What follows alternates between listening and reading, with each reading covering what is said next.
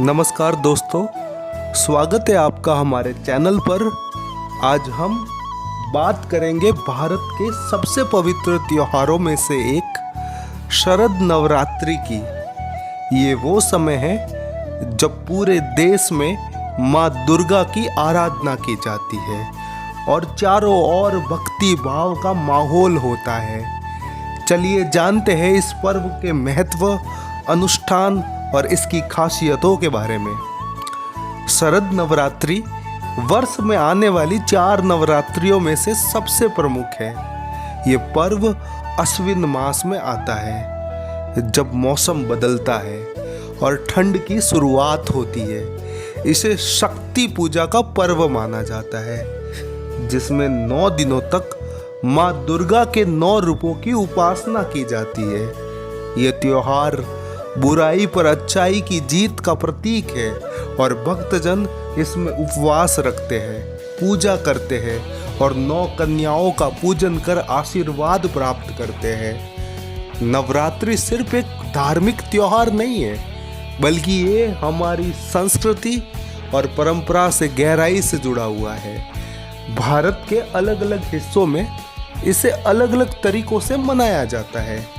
पश्चिम बंगाल में दुर्गा पूजा धूमधाम से होती है, गुजरात में गरबा और डांडिया खेला जाता है और उत्तर भारत में रामलीला का मंचन होता है। ये त्योहार हमें एकता, शक्ति और धर्म की शिक्षा देता है। नवरात्रि के 9 दिन माँ दुर्गा के अलग अलग रूपों की पूजा की जाती है। आइए जानते हैं माँ के उन 9 शक्तिशाली रूपों के बारे में। प्रथम है शैलपुत्री, पर्वतराज हिमालय की पुत्री। द्वितीय है ब्रह्मचारिणी, तपस्या की देवी। तीसरा है चंद्रघंटा, शांति और साहस की प्रतीक। चौथा है कुष्मांडा, सृष्टि की आदि शक्ति।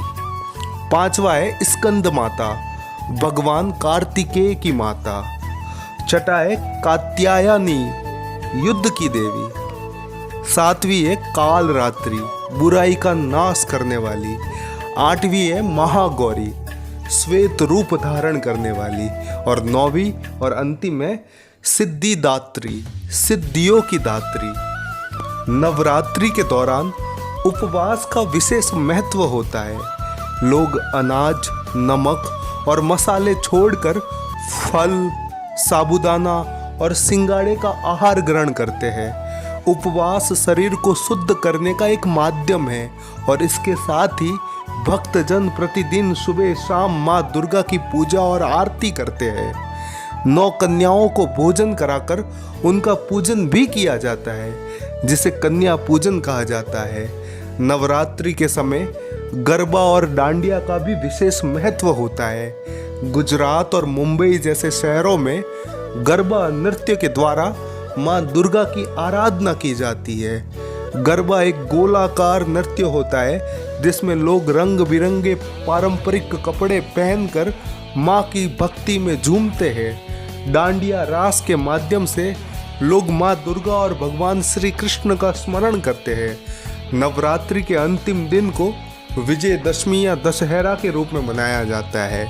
यह दिन रावण पर भगवान राम की जीत का प्रतीक है। इस दिन देश भर में रावण के पुतले जलाए जाते हैं और अच्छाई की जीत का जश्न मनाया जाता है। माँ दुर्गा की प्रतिमाओं का विसर्जन होता है और भक्तजन माँ से विदा लेते हैं, अगले साल फिर से आने की प्रार्थना के साथ। तो दोस्तों, ये थी शरद नवरात्रि से जुड़ी कुछ महत्वपूर्ण बातें। अगर आपको ये वीडियो पसंद आया हो तो इसे लाइक करें, हमारे चैनल को सब्सक्राइब करें और कमेंट करके बताएं कि आपका नवरात्रि मनाने का तरीका क्या है। जय माता दी।